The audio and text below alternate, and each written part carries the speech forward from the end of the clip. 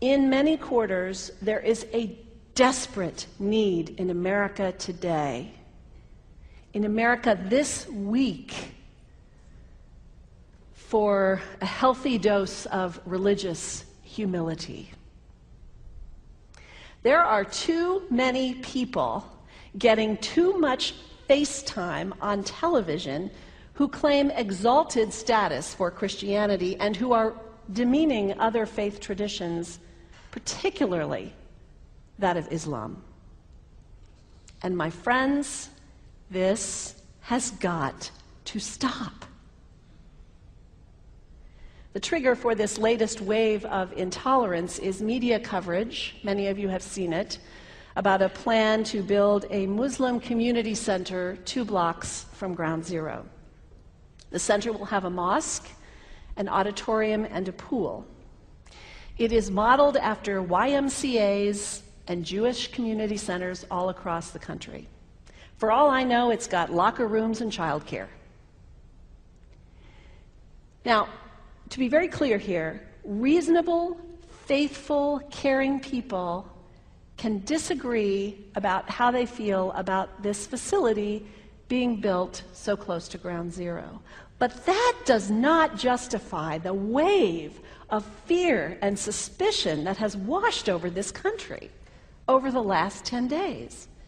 The media are now calling this a wave of Islamophobia that is sweeping across America. I saw a story this week on CNN about a minister in Gainesville, Florida, who has declared September 11th of this year Burn the Quran Day. Thank you for your reaction.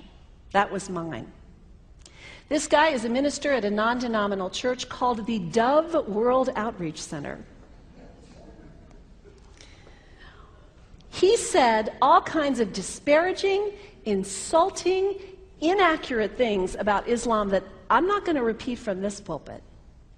His message is about hate and fear, and I can assure you there is nothing in the Gospels, there is nothing in the teaching of Jesus Christ that says anything about burning the holy texts of other traditions. It is not there. The proposed burning of the Quran is obscene. It is not the work of peace. It is not the work of understanding.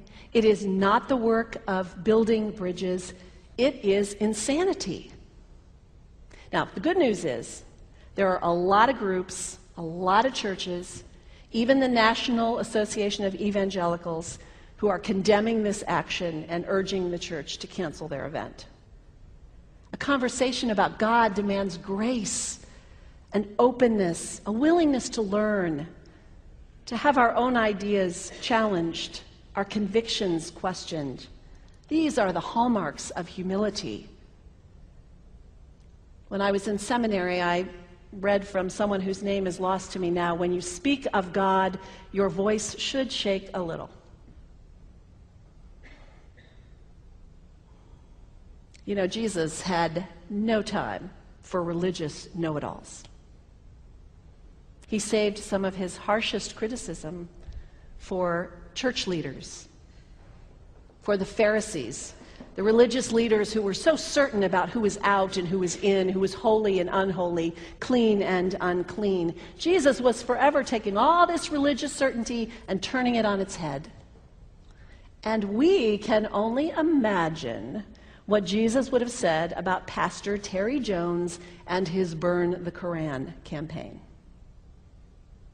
I think he would say, this has got to stop. Followers of Islam believe that the Quran is a collection of revelations received by the Prophet Muhammad from God about 1400 years ago.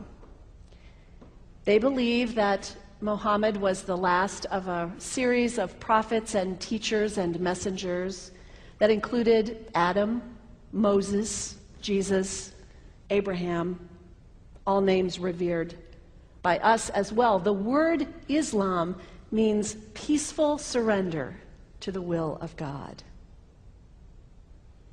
The Quran was written at a time when the Muslim people were being driven from their homes, persecuted, and killed. The Old Testament was written at a time when Jewish people were being driven from their homes, persecuted, and killed. And religious scholars will tell you that most holy scriptures have stories of war and violence in them. Throughout history, most faiths have used these texts to justify violence. And if there's anyone in this room at this moment who's thinking that I've got it wrong, after church today, pull out your Bible and look up Psalm 137. And you'll see that our own text has passages that can make us uncomfortable. But also, like the Bible, the predominant message of the Quran is of peace and care and loving God, justice, care for the neighbor, care for the stranger. In the Bible, we have thou shalt not kill. In the Quran, we have whoever kills another, surely he is killing all of humanity. And whoever saves the life of another, surely he saves the lives of all humanity. These are words of peace, words of faith, words that could save the world if we would take them to heart. The second thing you can do the next time someone sends you one of those emails demonizing Islam, delete it. Don't forward it. Don't participate in the stereotyping. Don't give in to your fear. It's okay to be a little afraid. We all have those emotions. Just don't give in to it. Don't sign on for it. And third, when you think of Muslim people, think of individuals. Think of the professor at Ohio State. Think of the engineer at Honda. Think of the teacher at the elementary school down the street. When you think of Muslim people, remember those who died on 9/11, not the hijackers. There was only a handful of them. Remember Mohammed Sunhami Hamandi. He was born in Pakistan. He came to the United States as a small child with his parents. He played high school football. He went to college.